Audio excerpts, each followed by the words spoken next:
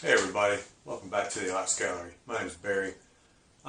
Starting a new series where I'm going to be working on trying to take hard to recycle plastics and work them into my pieces. The concept is to try to keep some of these plastics out of our food and water resources.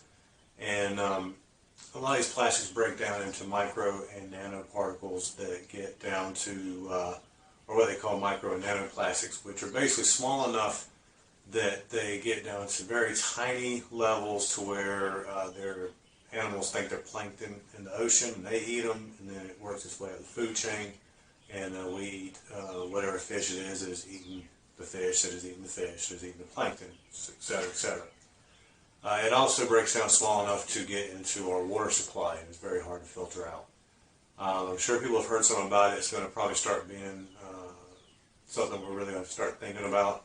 So the concept is, if I can work out how to get some of the stuff into my artwork and just keep it out of the resources until the scientists figure out a way to deal with this stuff better, and until they figure out a way to start making plastics that break down easier or is less have less health impacts.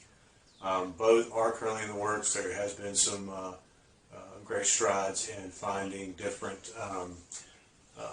bacteria and different things that eat plastic and actually break it down and turn it into something that is degradable.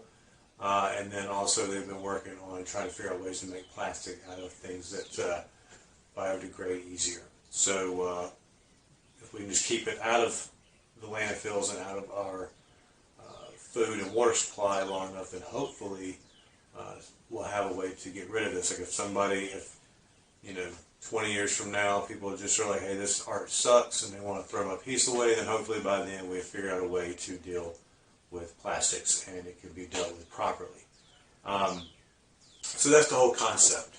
So we'll be doing a lot of that as well. Even in my bigger pieces, I'll probably start trying to figure out ways to work those in. I'm a mixed media artist, so there's no reason why I can't work with a plastic medium to get it out of our resources. So this piece, first piece, the one that I'm about to show you, is called Poseidon's Cut. It is started out as a fairly abstract piece, but then the way it looked, it just reminded me of a shipwreck, and so that I started heading that direction.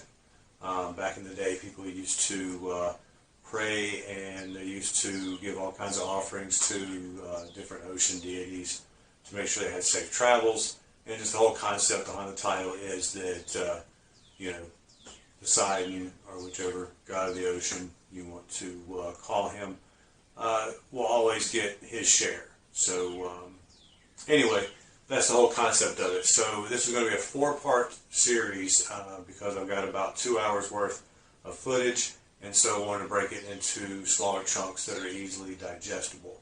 So they'll be broken up in 4 sections, and that way you can watch at your leisure. So please enjoy it, and if you have any questions, feel free to put them in the comments. Be sure to check out the rest of my videos, hit the like and subscribe buttons, and thank you very much.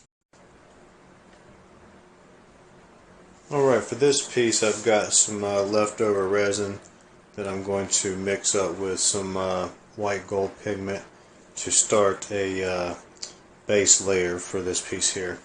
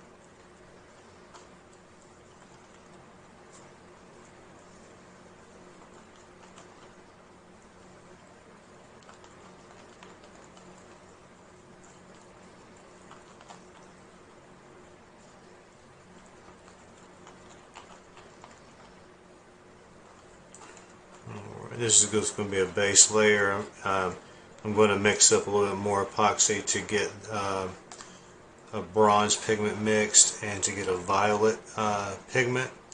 And I'm going to mix together in here. I've also got some mandarin orange bag netting that I've painted.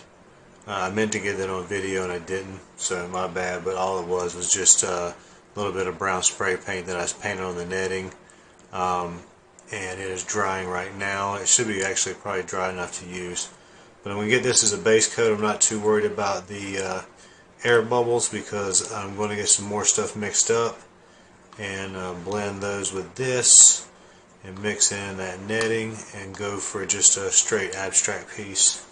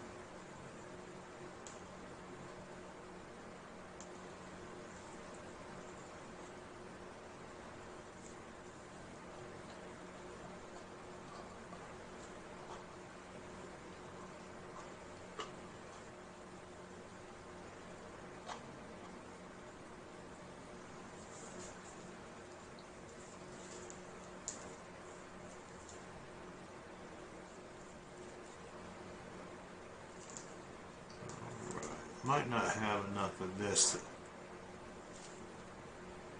so when I mix up a little more, I'll probably mix up some just to get a little bit more mix in there.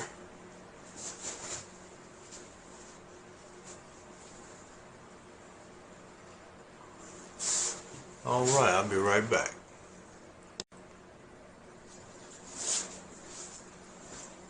Alright, so I mixed up some more of the white gold, and I've got the violet and the bronze right there.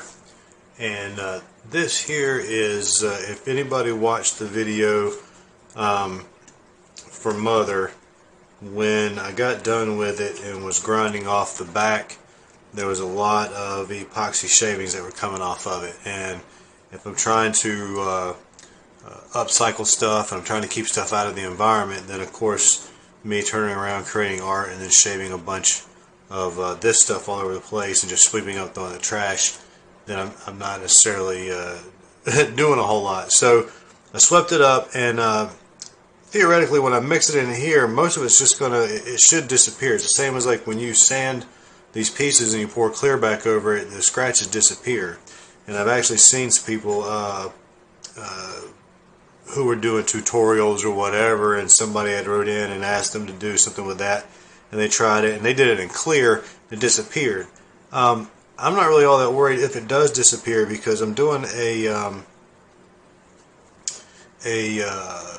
abstract piece. I'm trying to recycle, and if it adds texture to it, then hey, even better.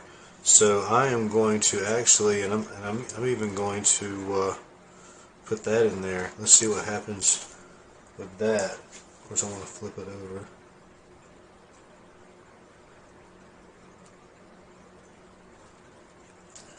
But I'm going to put this in here, and we're going to see what happens. Oops, that might be a bit much.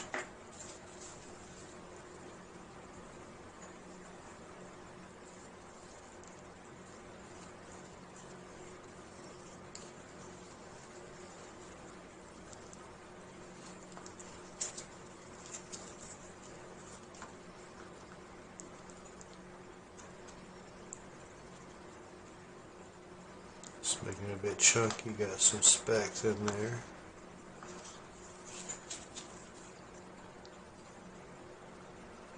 Pour it on this side and see if we get any visible difference other than just some of the specks that have made it in there.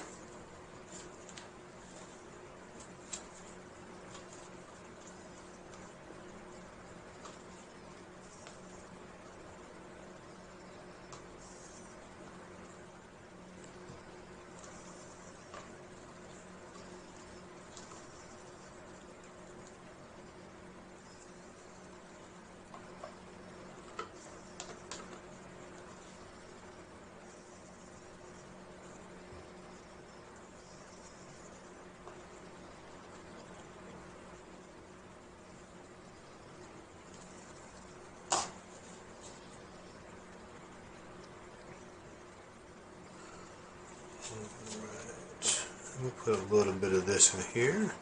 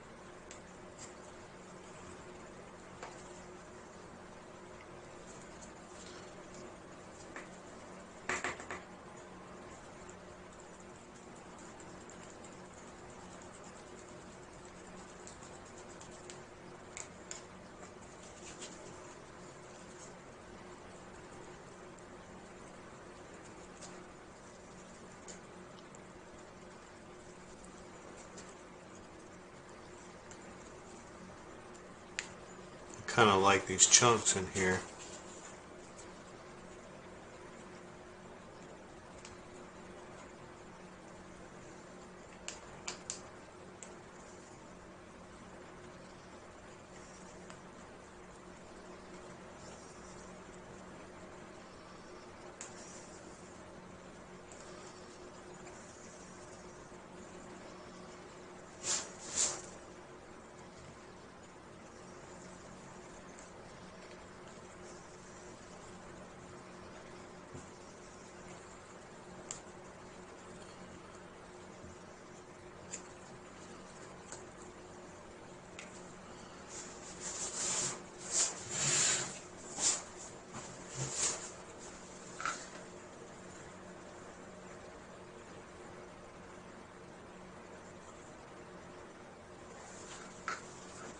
Alright, we've got the air compressor set on just a little over 25 psi.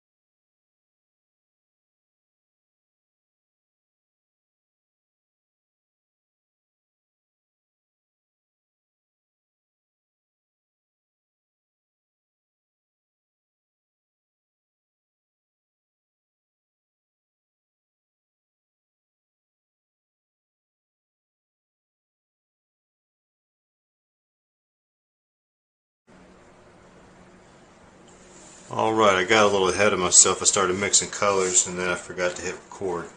I mixed up quite a bit, so this layer might actually end up covering up the previous layer completely. We'll see. I'm going to use the air compressor technique like I did on the last one to mix these. And I've got some more of that mandarin orange bag netting that I painted that I'm going to use in here as well. And I want to try to get it to where it's sticking out of this a little bit more, to get a little bit more depth and to be able to see that netting a little bit better. But let's see how much I have here.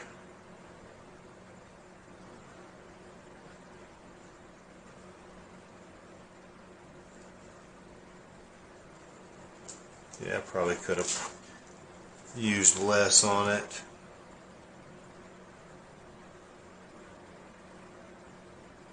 So the original concept was I was going to not quite pour this much on the second layer and blend it and then have it where you're going to see a little bit of that background come through with this as well. So I don't know if that's going to happen as much, but let's get the air compressor nozzle and let's start mixing these up a little bit. Again, I've got it set on about, let's see, just a little bit over 25 psi.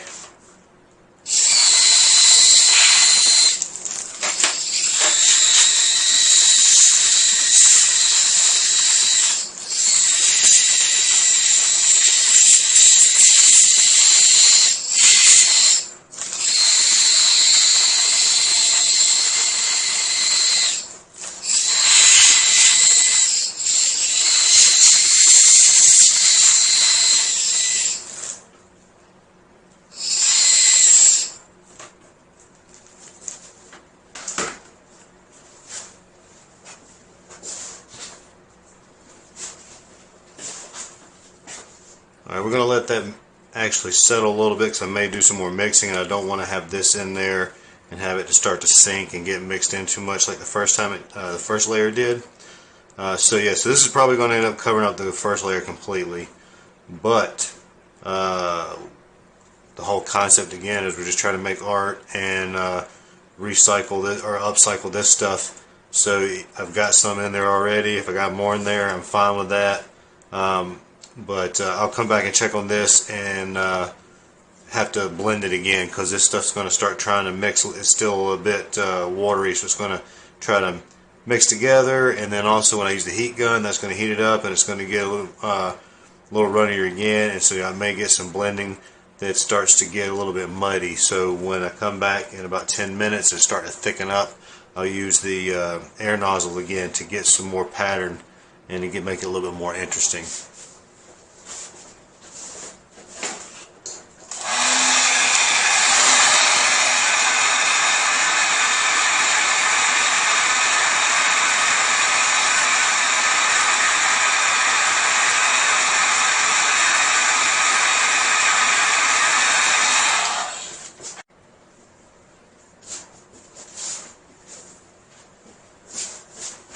Alright, so since the heavy mixture I had last time mixed with the powder pigment pretty much covered up the first layer, what I'm going to do to add a little bit of depth instead is I've mixed up some just clear epoxy with some 2 drops of sapphire blue alcohol ink, and so that will make this blue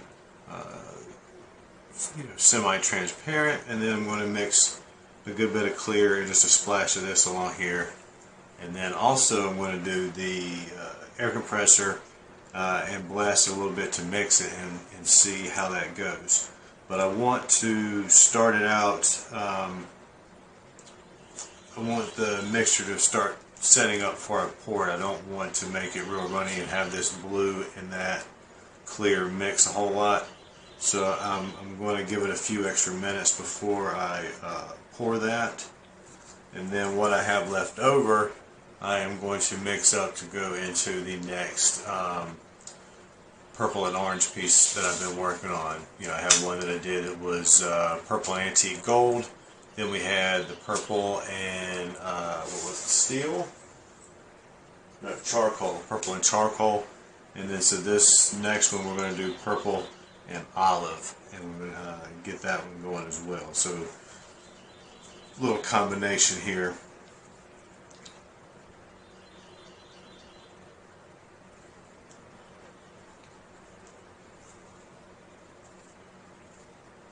Alright, so I'm going to go ahead and start flooding this one with a good bit of clear.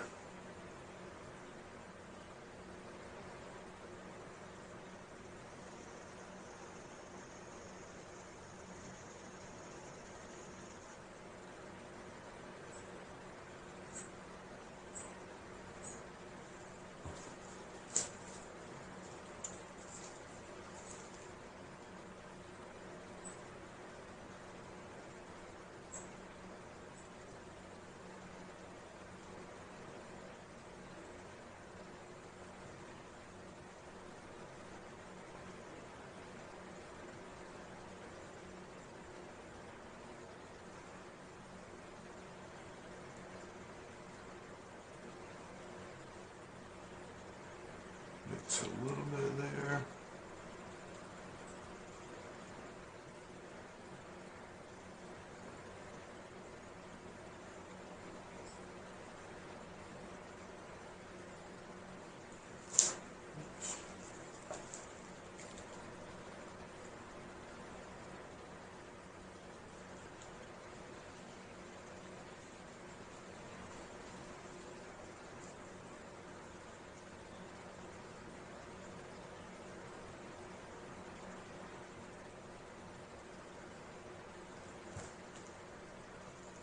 Cool thing is we're going to do some definitely do another clear layer, because we got to get it higher up than where the netting is sticking up there.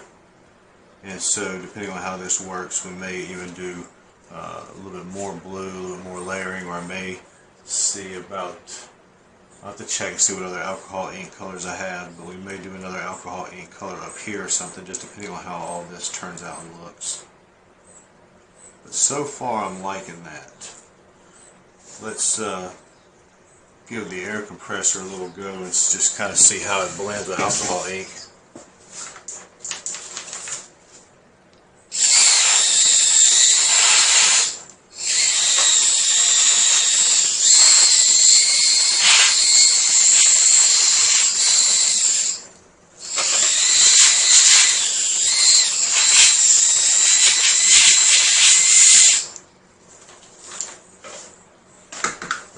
Let's go ahead and hit that with the heat gun a little bit.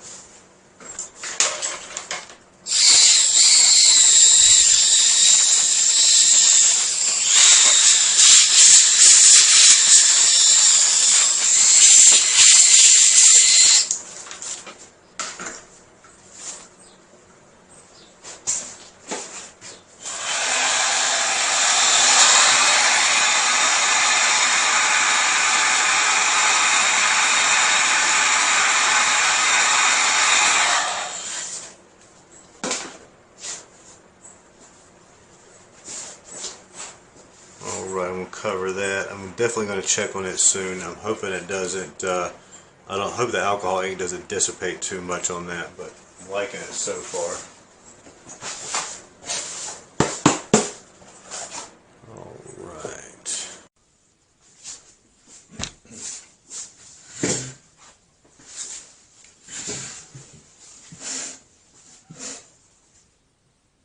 Alright. Alright, so I'm really liking this piece, and I'm liking the colors in it, but I do want to add a little bit of something for contrast, and it's kind of going toward like a shipwreck feel kind of theme. So I'm going to add just a little bit of red on the edge of this net here that is sticking up, so that you know, then once I do the final clear coat, you'll still be able to see that red on the top there, and it'll be a good contrast with this blue, and I think it'll pop and look really nice.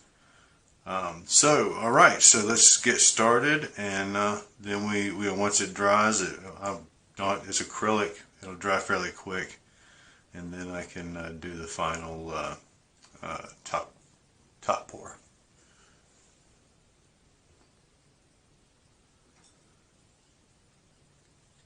be a kind of a dark red toward the blood red kind of spectrum. I don't want it to be, you know, too flashy. So we're going to see, we've got a crimson here, permanent alizarin crimson hue. I've had these paints for many years, and they might not be best for their original intent and purposes, but they'll be just fine for this because they are many, many years old. This one's separated a little bit, but I just need to mix that color up a little and see what we get.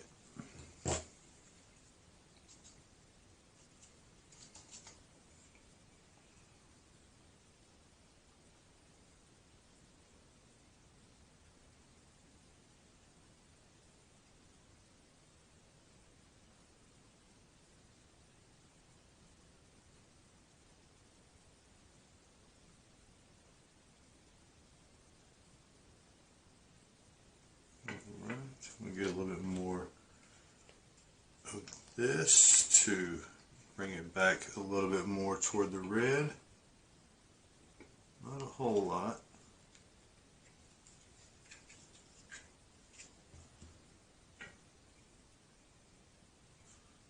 See, I like this color. I have to get used to that.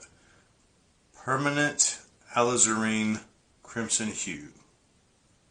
And then it does have parentheses, naphthol red, aqua violet.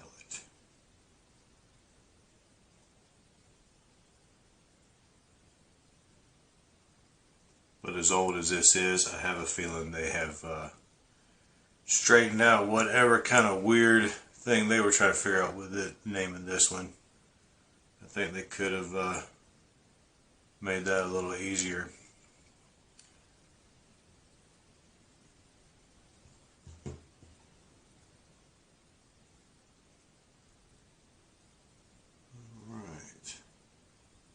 So this got me in a good shade that I like.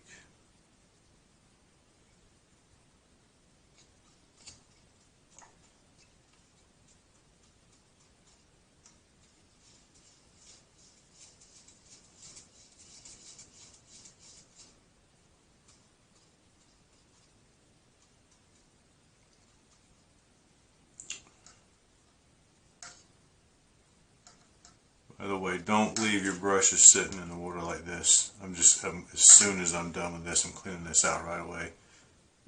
If you leave it in there any length of time, it's going to bend the bristles and you'll lose your shape. So don't do what I'm doing.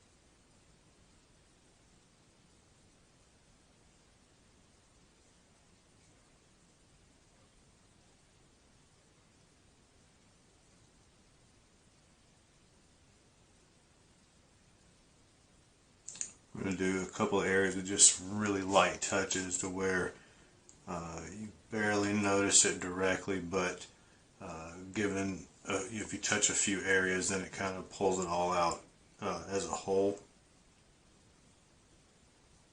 And then there's going to be a couple of areas where I hit it really hard. We'll clearly have some red on it.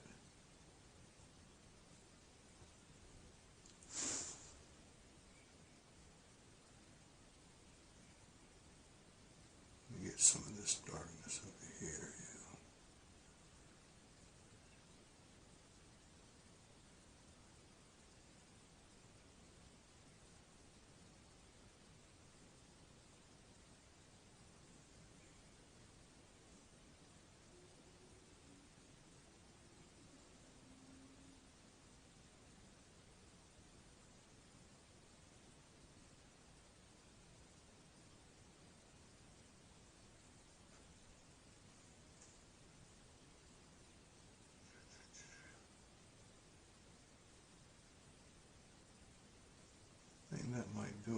said I don't want to overdo it. I don't want to overkill the red.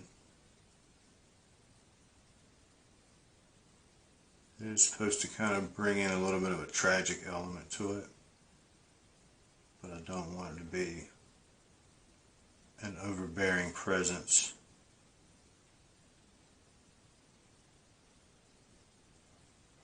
I wanted to evoke a little bit of urgency, but not just, you know, I don't want to hammer gore, you know, just enough that it kind of conveys the message.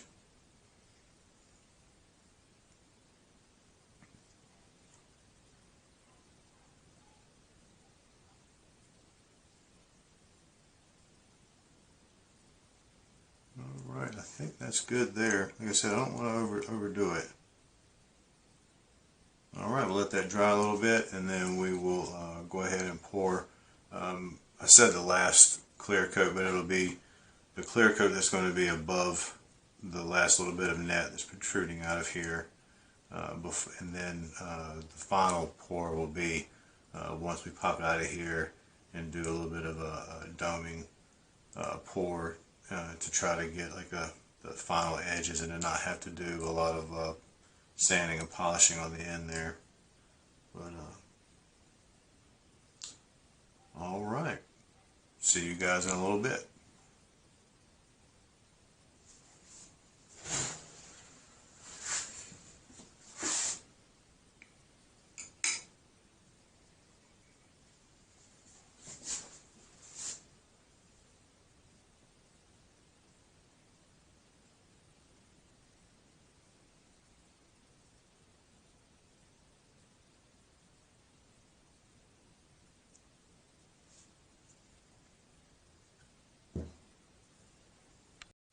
Alright, that concludes part 1. Be sure to come back and check out parts 2, 3, and 4. Part 2 should be out in probably a couple of days, at most a week. So it'll be out real soon, so be sure to hit the notification bell, and that will let you know as soon as I drop another video. Thank you for spending some time with me and joining me on this journey, and I look forward to seeing you guys in the future. Please be kind to one another, and make sure to hit that like and subscribe button if you enjoyed this content. Thank you very much.